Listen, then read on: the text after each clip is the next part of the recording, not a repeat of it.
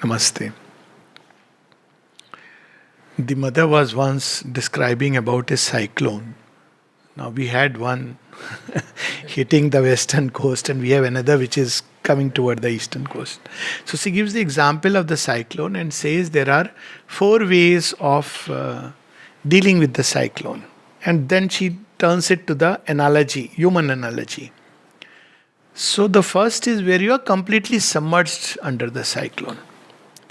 That means we are so completely under the nature, like what we are talking about, the vibrations.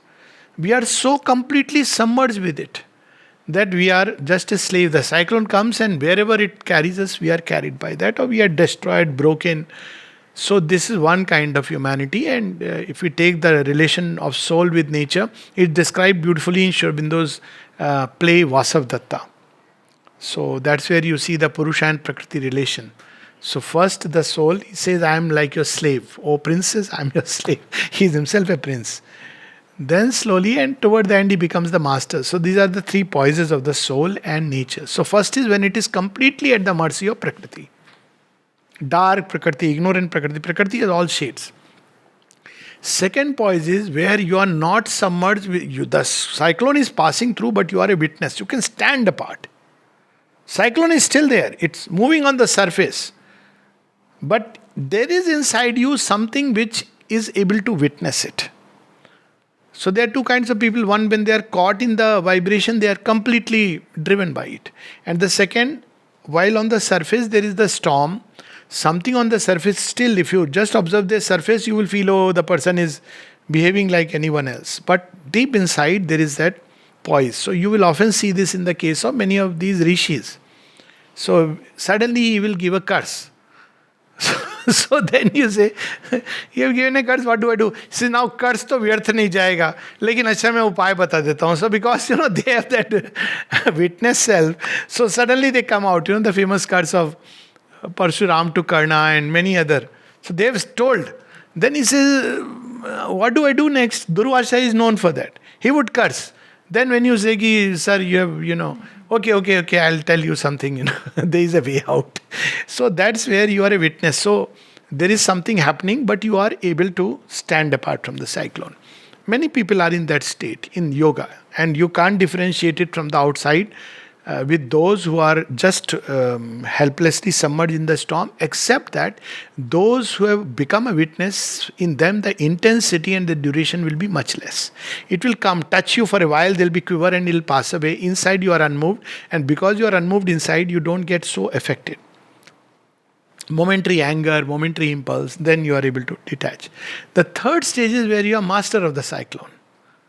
So that is where you are the yogi. So you see the cyclone coming and you can even turn it away. Mother speaks about Theon, her own occultism person. He said actually he could divert the lightning, and she said, I saw it myself. That the lightning is diverted. Mother and Sri Aurobindo, so many examples of that kind. Now that is about physical matter. Physical elemental matter is far more difficult because the forces that act behind the cyclone are Rudra forces. They are very powerful. You can't just go and you'll get a bad punch on your face. That's all. So, but if you are a master, so what is the process of mastering? Even the outer element. If you master a corresponding force inside, you can master a corresponding force in nature. Who tames Rudra? Shiva. He's come out of him and he is the one who can tame him. So if you are able to master certain forces within you, you can master it outside. So if you have mastered anger within you, to an extent you can automatically master it in around you. But first one must master it inside. That means one doesn't get angry. It doesn't mean that one doesn't feel bad. One feels that brewing up, but you are able to master it. You have not transformed it. Transformation is very different. So you are a master. And every time in a school setting when, teachers will go and complain that children are very naughty and very this thing, the mother said, so you would tell them that, but it's because you have not mastered your nature. She would not blame the student. You have not mastered your nature. So this is the third step where you're a master. So when mother describes these stages, then she says, there is a fourth stage also. Then the disciple says, what is it, mother? No, I won't tell you now. It's not for now, it's much later. No, mother, please tell me what is that stage. So when the disciple literally Pleats us. The fourth stage is where you consciously enter the storm. That is a real master. So you have conquered it within. Now you have to conquer it as a representative of humanity. Or if you are in Ishwar Koti, then you enter into somebody's consciousness, naturally you will be affected. But you are going to do that kind of radical surgery. Mother and Sri Aurobindo, of course, so many times she would say, I identify with you in the mother. That's why Sri Aurobindo says that, the mother is not all above. She has veiled herself and entered into this.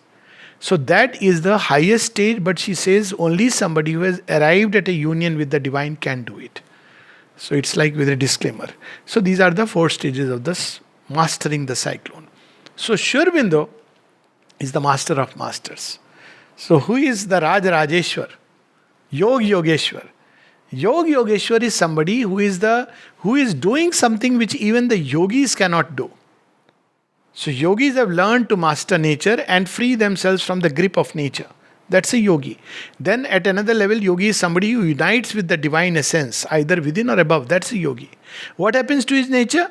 Everybody would say nature will continue with its old momentum. Things will come and pass away. That's what is called as the Paramhans stage, where things will come and go away. You are not affected, you are not bothered. At the same time, you observe a certain safe distance.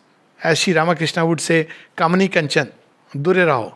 Why? Because you may get affected. So, it is said that even if you placed a little coin below Sri Ramakrishna Paramahansa's bed, and he is a great, great yogi, he was very uncomfortable whole night. Because, he could sense that money, Kamini. So, why? Because, again, money, handling of forces. So, he was so sensitive to it. When a bullock was being beaten, he started having whiplashes on his body. Because you enter into cosmic consciousness. But these forces, they let them pass. When mother was told about this, she said, yes, I know all of them. She took the names. I don't want to take the names. Mother can take. I know all of them. They say nature cannot be changed. But I tell you, we are not here to do that. Nature can be changed. She says that's the whole yoga. So how nature can be changed? When the divine enters into the night. There is no other way. No yogi can do it. Only the divine enters into the depths of his creation. This is the original sacrifice of the divine. Divine Mother plunged herself into the creation to save it. And now she has plunged again into creation's darkness, and in all of us who are open to not only save it, to redeem it and transform it.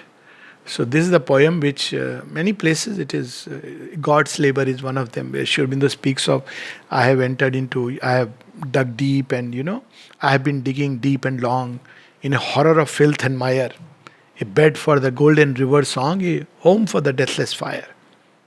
That I have been entering into the mire of earth nature. Why? Because I have to prepare the mire for the lotus to bloom. Now this same bhava is there very beautifully in this little poem, The Pilgrim of the Night. It's a sonnet, and normally we speak about pilgrimage is always to the light. So why Pilgrim of the Night? Because there is, even in the night, there is the concealed Godhead. Mother describes this experience when she entered into the inconscient, and there is the first avatar. She calls him the first avatar. He's sleeping there. And out of him, creation is emerging, not knowing what is happening. Sri Aurobindo describes that in Savitri also. And then when she goes, he opens his eyes. She doesn't explain any further, but it's obvious that she joined the two poles. He opened the eyes and gaze met gaze. So here, this is the poem. Sri Aurobindo has gone through the same experience. At one point in 40s, that was the reason for his physical withdrawal. People often, it's such a foolish ignorance that Sri Aurobindo left his body. For us to start with. Because we were so unresponsive, unreceptive. So he didn't blame us. He plunged into the inconscient. He blamed the inconscient. So he didn't blame humanity, who was full of doubts, full of disbelief.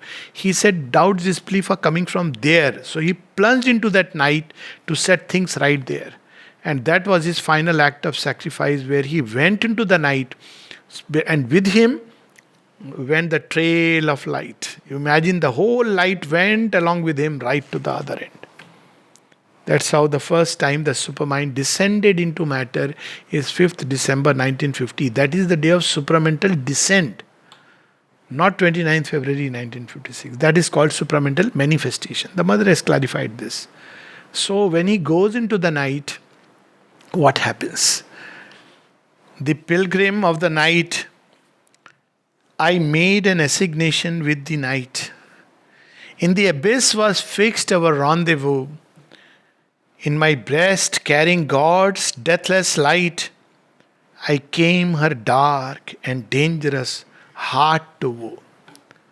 So just as we write in our diary, appointment. So in the Divine's diary, I have an appointment today. With whom? With night. Where will we meet? In her place. Why? I want to marry her. You see, it's very interesting. In Mother Sri Aurobindo's story is, there was a time, it's there in Nolnida's collected works, so now we can talk about it. So somebody went and met Sri Aurobindo, and Sri Aurobindo gave him 45 minutes, and then he went out, started collecting money, and people would collect money, give money. Oh, he is close to Sri Aurobindo. So when they came to know, he is just siphoning it off. So they said, what to do? Because we heard that, you give him so much time. He said, if you start doing that, how much time the person is near me, then you will be completely misled. And he said something very interesting. Some of the greatest asuras I have kept near myself. And then he says something still the greater the disciple, the greater the asura who has been kept near. Why? Because they have to be transformed out of compassion. They are the fallen angels, Purva Deva of the Vedas. So, all this idea, somebody is so close. We don't know to start with. Now, don't generalize. But then when this was published, Nalnida said that, Sri Aurobindo in his private correspondence revealed to me, the greater the disciple, the greater the asura. So Kishore Gandhi tells him, sir, if you publish this, nobody will give, any penny to us. Well, it's there as part of Nalinida's works. I don't know whether I think they have not republished anything for a long time. But it is true. How to recognize? The recognition is again, the hallmark is ego versus surrender. A person may be very close and always being near to Mother and Sri Aurobindo, yet may have a strong ego, and somebody who is full of surrender. Now, surrender, humility, these are the signs of the Deva type. Arrogance, ego, I am so close to the Mother, 40 years I haven't gone out of the ashram. These are all hallmarks of that nature. Suppressing, dominating, controlling. Everybody must listen according to me. So, or rigidity, or mechanization of life. Propaganda, these are the hallmarks of the asura. But that's a different thing. But Sri Aurobindo, he is full of compassion, karuname. So after Shiva, the first god, Shiva calls asura and deva all near him. And the gods are not happy to see the asuras. And the asuras are very happy. See, we have a chance. So Sri Aurobindo is also the modern Shiva. You see, Sri Aurobindo has both Krishna and Shiva in him. As Krishna, he carries the march of evolution forward. But Krishna is not fond of asuras. Krishna keeps them stay there. He will bewitch the asura with his smile. But he will slay him also without. But Shiva will say, you get your chance, see if you can, Somnatheshwar, put milk and go to heaven. He would do like that. So Sri Aurobindo is like that. Shivatva in Sri Aurobindo, very few people, look at that side. Like Shiva, okay, let him come. Come near me. Mother, that girl, that Muslim girl whose name was given as Chinmay, she was a hostile being. She wanted to throw Mother. And yet, so somebody said, why are you keeping her near? Said, if she goes out, there'll be havoc. There are people like that. Once there was a person who was rushing up the stairs to literally, hold Mother like that. And, such beings were there. And the Mother just put her hand. You have seen that movie, 36 Chambers of Shaolin? Actually, this is a Vidya. She just put her hand like this. He tumbled down and fell down. There was nothing. She didn't touch. He couldn't come near. He just tumbled down and fell down. So these are the real, so there are all kinds of beings the divine calls. So it's written in his diary that I made an assignation. In Sri Krishna's life, there is one story like that. Out of the 7 or 8 wives of Sri Krishna, one of them, have you heard of the name Shabya? Shabya is also regarded as the daughter of Jambavati. Some people say Jamban, but I may be mixed up. But Shabya is one of those, she is very crude woman. Shri Krishna marries her. And this girl has murderous instincts. She wants to kill Shri Krishna. It's very beautiful described in K. Munshi's Krishna Avatar. So at night, she wants to take a dagger and thrust into his heart. He is full of love, but assignation with the night. So this is one of the works of the avatar. He descends into night. That's the deeper reason why Mata Janki goes to Ravana. I made an assignation with the night. She could have finished Ravana. If she was in her own original Swarup, then Ravana would have come near her and got burnt away. But she veils herself, goes with him that, okay, maybe after all he loves me, very crudely though. Maybe he will change. That's how she married this other person whom she wanted to change. So this is a different kind of a process that the divine avatar, I made an assignation with the night. In the abyss was fixed our rendezvous. In my breast carrying God's deathless light. Because the night will not come. She'll vanish. So he is hiding the light inside and going as a human being. See, asuras cannot recognize the divine. So he's going there like in my breast. Otherwise, seeing the light, the asura will run away. Or that's why even in Savitri, till the end, the Divine Mother doesn't reveal. Somebody would say that she could have immediately received. No, she's transforming the death step by step. When does she reveal him? When at the end he says, knowledge is with thee. Truth speaks, shines through thy eyes. But do you have the power? If indeed the world mother is with thee, show her to me that I may also hold her feet and worship. Then Sri Aurobindo describes, then Savitri said nothing. The incarnation thrust aside the veil. And there is a moment of apocalypse in which the whole universe, death seizes her. And it licks up his brain, licks up the thought, and he is annihilated. So that's because this is a process. She doesn't straight away reveal. Savitri could have just said, hey death, wait. Don't leave Satyavan here. Don't you know who I am? No. Rama could have gone and straight away put the arrow and finished. But no, so there is a process. So he goes to meet in the den, just like Rama going all the way to Lanka. So what happens then? Let us read that. He has come to woo her dangerous heart. I left the glory of the illumined mind and the calm rapture of the divinized soul. You can't, because you have to leave that part. And travel through a vastness dim and blind to the grey shore where her ignorant waters roll. So you have to leave this behind and enter into this dungeon. It is there inside, of course. But otherwise you can't enter into that abyss. That whole power that is within, the abyss itself will refuse and it won't go. So he covers it up and then goes inside. That's why when we see Rama in Lanka, many people don't understand how Rama could be tied up with Nagpash. Both Rama and Lakshmana. You see, it's also said in our scriptures very beautifully, and Sri Aurobindo testifies it's true. Even the Gita mentions. Night is the time when the hostile forces are very active. And day is the time when the divine forces are more active. That's why, sleeping at night, all kinds of thoughts coming, no? And then morning you wake up, oh, it's something very nice. There is the birds chirping and the sun. So, he goes into the den of night. It's very different. So, when he goes there at night, he is attacked by the Nagpash. He has to leave behind all these powers. Though they are there inside him, ultimately they'll come out. But when he reaches there, this is how he reaches. I walk by the chill wave through the dull slime. Your powers are tested to the ultimate. You see in the story of creation in Rig Veda, Mandala 10, where it is about the divine mother entering into the inconscient, and gods are asked to go. The gods say we can't even see what is below. How will we go there? All of them refuse.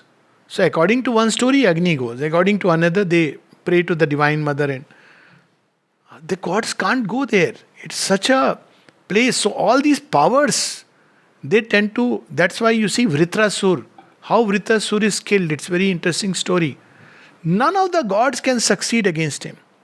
It has to be born by the union of Shiva and Parvati. So we know that part of the story. Now, what is so special about Kartikeya? That he is able to travel where none of the gods can do it.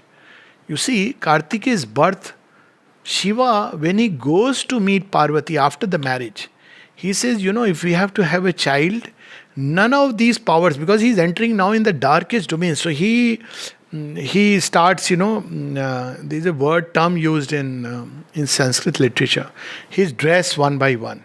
And last he tells Chandrama, you also can't come there. It's a union between me and Parvati. It's of course a tantric truth. So he keeps Chandrama also outside. And at the end he enters.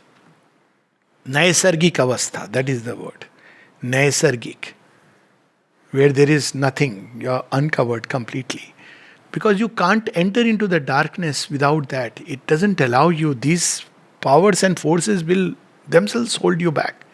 So he goes there, and in that darkness, where the grey shore, where her ignorant waters roll, I walk by the chill wave through the dull slime, and still that very journeying knows no end. Why? Because it's the shadow of the infinite.